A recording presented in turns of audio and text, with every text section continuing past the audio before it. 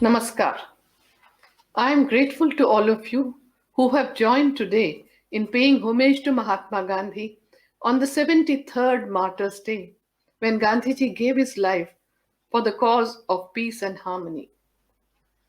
Mahatma Gandhi's message of peace and compassion resounds with people of all faiths worldwide, as he is a spiritual and political leader of one of the world's most profound and complex cultural traditions. Gandhiji is the greatest apostle of peace the world has seen after Gautam Buddha and Jesus Christ. His notion of peace is focused on tolerance, forgiveness, compassion, oneness, truth force, love force, and soul force through self suffering and sacrifice. Gandhiji's resonance and impact is felt across the world. Many world leaders have been inspired by him and continue to do so even till today. In all the countries, people have great reverence and respect for Gandhiji. The world today is faced with many kinds of conflicts and diverse types of crises. We see Gandhiji's emphasis on universal brotherhood and peaceful coexistence having an all time relevance. His teachings are therefore the most upheld principles. In fact, a true testimony of Gandhiji's teachings lies in the fact that mere good ends do not justify bad means. Today in the world, the emphasis is on human dignity and upholding the value of natural justice.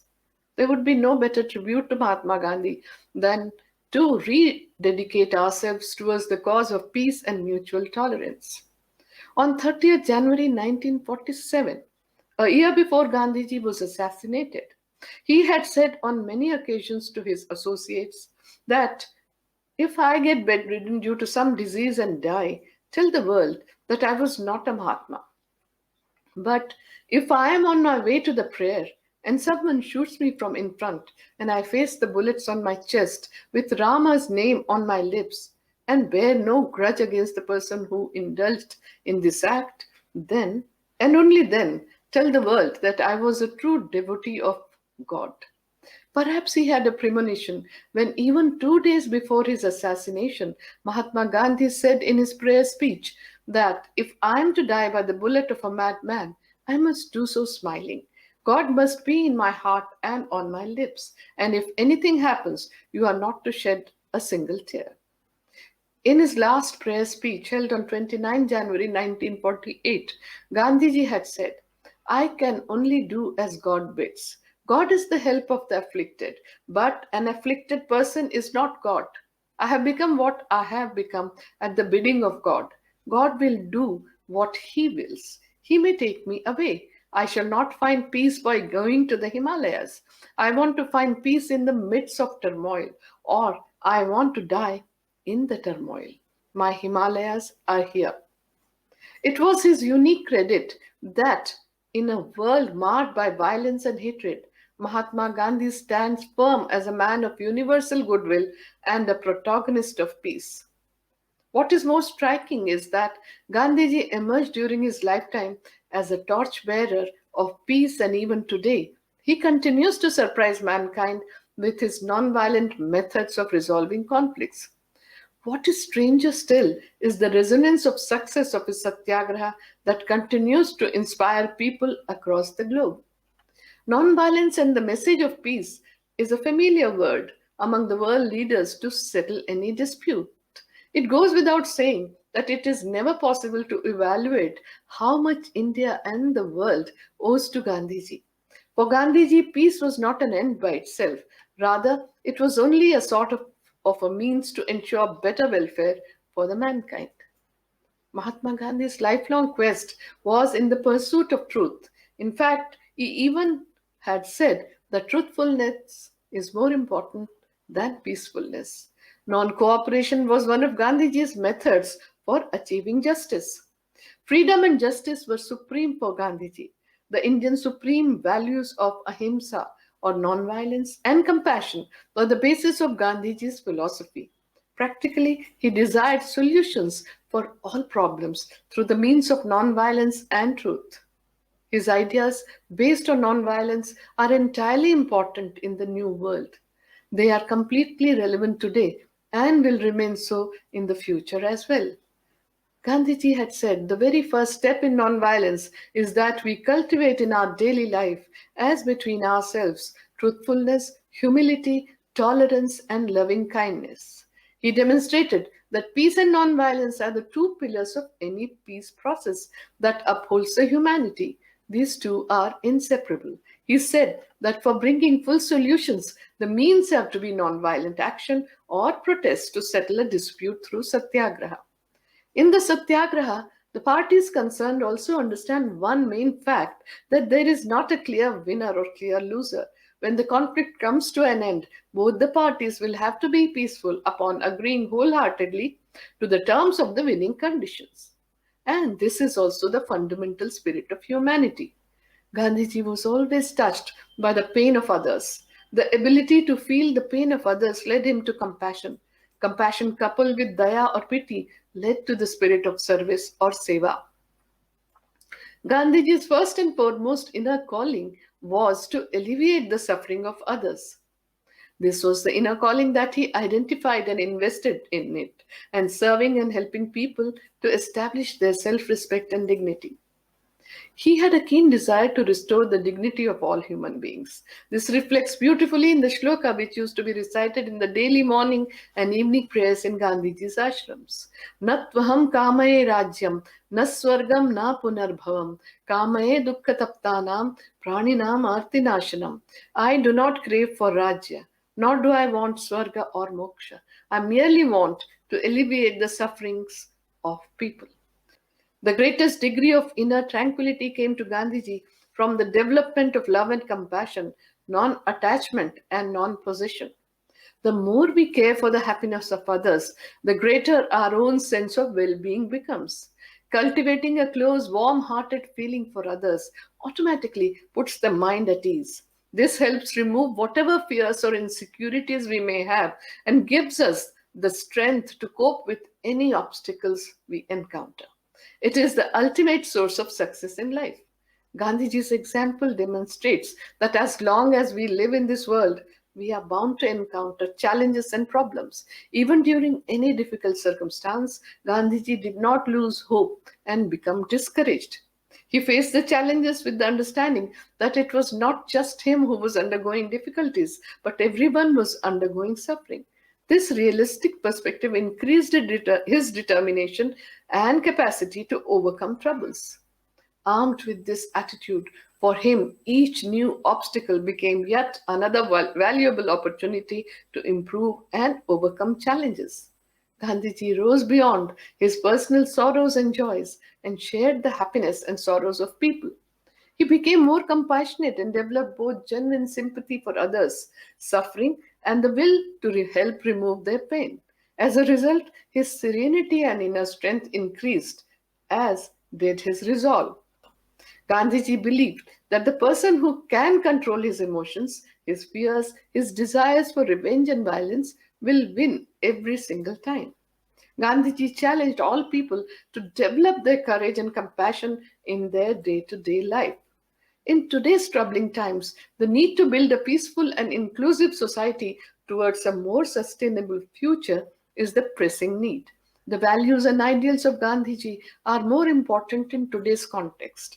Throughout his life, Gandhiji dedicated himself to the practice of truth, satyagraha, non-violence, compassion, and kindness. These principles, if embodied in our daily life, will help us address the pressing challenges the world is facing today. Although we may have differing views and ideals, the ability to understand and to live together is the only sustainable path for humanity. Gandhiji showed this through his trait of oneness with everyone and treating people with the utmost respect. He was certain that it was his duty to alleviate suffering. His heart was full of compassion and he took full responsibility for his actions. Gandhiji was extremely conscious of self respect but was willing to disregard personal insults in the interest of the community. He possessed limitless patience and discernment. He strove to lead a life of dignity, but at the same time, he was trying to cultivate the qualities of equality, simplicity, humanity, and to make these a part of his daily life. This endeavor to attain harmony and unity between the outside world and his inner life was a process that would continue all his life. In Gandhiji's personality, we see the true signs of inner strength in his compassion, which by nature is gentle, peaceful, and soft. But it is very powerful. He always remained humble and maintained a sincere attitude in facing challenges and worked resolutely towards a fair outcome. He expressed his views in public, in his speeches, and through his writings. In all the actions planned as strong countermeasures, he always told people to do it without anger or ill intent and asked them to recall their desire to practice compassion and assume responsibility for helping prevent the other person from suffering the consequences of his or her acts. Today, we have a unique opportunity to take the lead, open a new page in human history by learning from Gandhiji to address the global challenges. It is because our own human existence is so dependent on the help of others that our need for love and compassion lays at the very foundation of our existence. Therefore, we need a genuine sense of responsibility and a sincere concern for the welfare of others. Even after 7 decades have gone by since Gandhiji passed on, in every part of the world, his relevance is felt as strongly as ever before, and his visions and actions are of an enduring significance for all times and places. Gandhiji stands out as the champion not only of political democracy but also of economic and spiritual democracy in today's world. Gandhiji believed that moral degeneration is the root cause of all evils, including conflicts. For Gandhiji, the principle of satyagraha, or non-violent resistance and civil disobedience, was by non-cooperation with evil through the moral values of love force, truth force, and soul force through self-sacrifice and suffering. His belief and actions that social change for establishing justice and dignity of humans is both less harmful and more sustainable when achieved by nonviolent means stands the test of time. Mahatma Gandhi's environmental practices were based on conservation of natural resources, which were often misused and overused for the sake of development. Gandhiji had warned about the unsustainability on the global scale and had said that greed will be the main reason for the environmental degradation and the ecological crisis. He had predicted this a century ago. Equality for women within the society was a principle Gandhiji passionately believed in. His vision of Sarvodaya, the welfare of all, becomes very relevant in the crisis of internally displaced people and migrants. And he may well have kept in mind the very basic unit of human organization, a village or a county, while talking about Gram Swaraj. Gandhiji, Gandhiji's life provides an excellent role model of the ways of spiritual development in his crusade to oppose the unjust system. The techniques he crafted, like Satyagraha, and the strategies he followed in his public life give us insights into how spirituality can be applied to improve human condition in today's world. The applications are not India specific but universal. Decades ago, stress was classified as epidemic of modern life. The Gandhian way of life is the best guide to practicing the coping mechanism that induces relaxation, calmness, inner peace, absence of anxiety, and remaining positive. The Gandhian principles of freedom from fear and care for all are a perfect prescription in these times of crisis. Gandhiji's emphasis on healthy lifestyle, positive thinking, prayer, meditation, chanting, and empowerment of self care and care for the community would make perfect sense in these times. 73 years after violence brought his life to an abrupt end, it is a life worth revisiting, for it carried in its chapters the mild but unassailable truth that peace is a positive force and that it can still move the human race away from darkness towards light. Mahatma Gandhi had declared, "Am I going to be silenced after my death? I will proclaim my faith even in death and speak from the grave." What was this faith that he wanted to proclaim from the grave? It was faith in truth that was God. It was faith in the goodness of all, as all are capable of truth. It was faith in the goodness of mankind. It was faith that despite the faults and upheavals, humanity would move towards goodness because truth, that is God, is only interested in the welfare of its creation. I take this opportunity to thank the Indian Mission and the Indian Cultural Center for remembering Mahatma Gandhi on the Martyrs' Day. My special thanks are to all of you who have joined me online. I will end with the peace benediction in Sanskrit for the universal welfare, followed by Ramdhun. Om Sarve Bhavantu Sukhinah, Sarve Santu Niramayaha, Sarve Bhadrani Pashyantu, Ma Kaschid Dukha Bhag Bhavet. Om Shanti, Shanti, Shanti. Let all be happy. Let all be healthy. Let all experience auspiciousness. Let no one be overwhelmed by grief. Om, peace, peace, peace.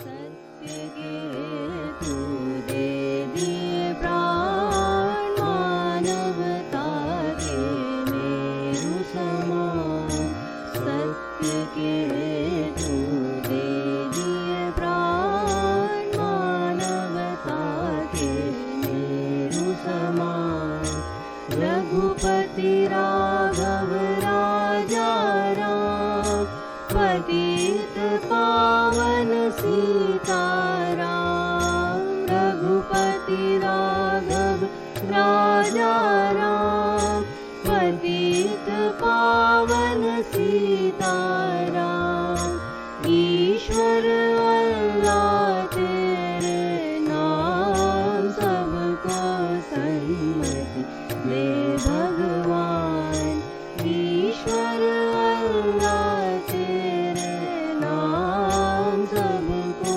Sanmati दे भगवान रघुपति राघव राजा राम पतित पावन सीताराम रघुपति राघव राजा राम पतित पावन सीताराम